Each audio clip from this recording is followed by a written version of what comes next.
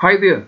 In this video, I am going to analyze an article from the editorial page of Times of India.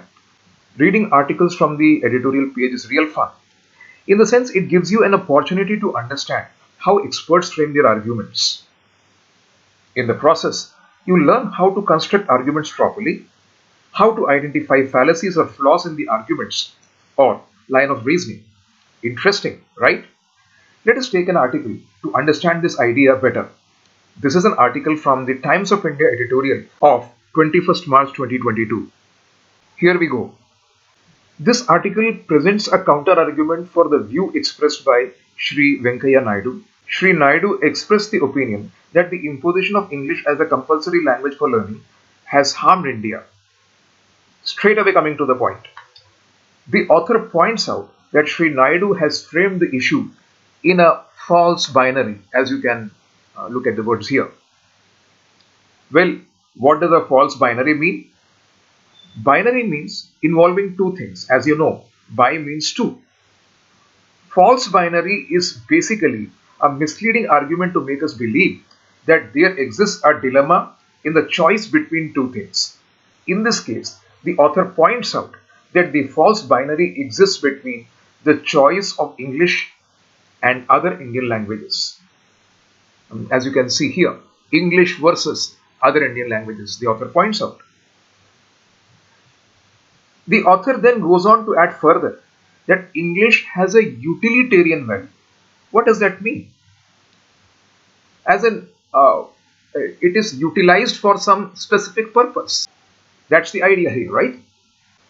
It is connected with vast knowledge that is global in nature. Going further, the author, in order to substantiate his counter-argument, presents some data and statistics. Let's take a quick look. Let's quickly read this portion. What does the data say? Government of India's annual data on school children shows that English medium school enrollment is growing fast. To illustrate, UDISE report of 1920 put out granular data on 265 million school children. So a huge sample size was taken. The highlight was that about 26% of children are in English medium schools, next only to 42% in Hindi medium. That's not all. The trend over time shows that English medium is set to be dominant in the future. Over a 5-year period, Haryana and Telangana witnessed the sharpest increase in the relative proportion of children enrolled in English medium schools, which means that more number of students, going further, as in more number of students are getting enrolled in the English medium schools. In all, at least 7 states have already seen English medium enrollment exceed the medium of instruction in the local language. So there you are. This very clearly shows the trend of the movement towards the choice of English medium education in different states of India. Why does the author bring this into picture? Let's see. Parents have a practical reason to choose English medium instruction. So, having identified the trend of the choice of English medium education, now the author points out that the parents have a practical reason for their choice. What is that? As the education policy, National Education Policy 2020 observed, now author quotes NEP 2020 here, Indian languages have suffered because of an inadequacy of learning material and dictionaries. So the author highlights one of the major shortcomings of the Indian languages. Another problem, as brought forth by the author, is the shortage of skilled instructors or teachers. Therefore, the growth in English medium instruction is being driven by aspiration, not a colonial mentality. See, here it's interesting to note that Shri Venkaiah Naidu said that English medium instruction identifies with colonial mentality. What is colonial mentality? Colonial mentality is a feeling of inferiority, the one that used to prevail when the Britishers used to rule us.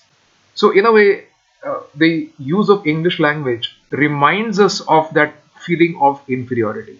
That's what the idea here is, right? And the author of this article doesn't agree with that point. To further substantiate the idea that the growth in English medium instruction is being driven by aspiration, author offers a few more points. Like number one, it offers Indian children an opportunity to tap into a vast pool of knowledge and easily fit into global commerce. Many countries, including Japan and China, are actively promoting teaching of English in their curriculum to equip their students with a tool to thrive in a knowledge economy. So, see, all of these points related to the growth that people expect in their knowledge potential is driven by aspirations. It's very clear. This paragraph ends with a major conclusion, as I've identified here and I've already discussed with you. Now, moving on to the last paragraph, the popularity of English medium instruction does not hinder Indian languages. Here, governments have to accept the responsibility of shortcomings in pedagogical material. This is the main point, and in a way, this is the extension of the point that the author has already been emphasizing. Right? So, the author has already brought to light that the pedagogical material is insufficient, and this gap has to be bridged. A lot more research and development on pedagogical tools. What are pedagogical tools, by the way? Pedagogical means related to teaching. So pedagogical tools as in tools related to teaching, tools that are used for teaching. So the author is saying that those tools need to be made better. Indians are uniquely placed to be multilingual. So the author in a way says that being multilingual is an advantage for Indians and it has positive cognitive effects. Now, what does cognitive effects mean? Cognitive means relating to conscious intellectual activity. So, positive cognitive effects means the intellectual capacity will get enhanced because of being multilingual. That's what the author means. Towards the last few sentences, the author says, given this, education reforms need clear headed thinking and not romanticism. Now, the author adds some spice to the whole story, it seems. Romanticism, this word, highlights the author's tonality here. Romanticism, in this case, happens to be wishful thinking. Right? Author बोल रहा है इस मुद्दे को रोमांचक बनाने की ज़रूरत नहीं है. ज़रूरत है अगर तो क्लियर हेडेड थिंकिंग की ज़रूरत है. So that is how he brings it forth, right? So that's about it, and then he winds up with the last sentence. English medium instruction is an advantage that needs to be built on. Well, I would recommend that you explore further on this word romanticism, but then I'm sure that you have understood what the author finally wants to say in this article, right? So, well, let's wrap up by taking a quick look on what all things we learned through this article.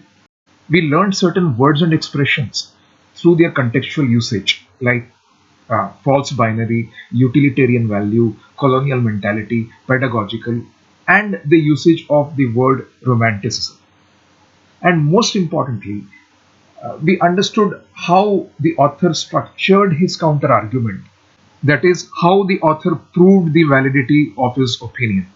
That's about it. Keep learning, keep enjoying.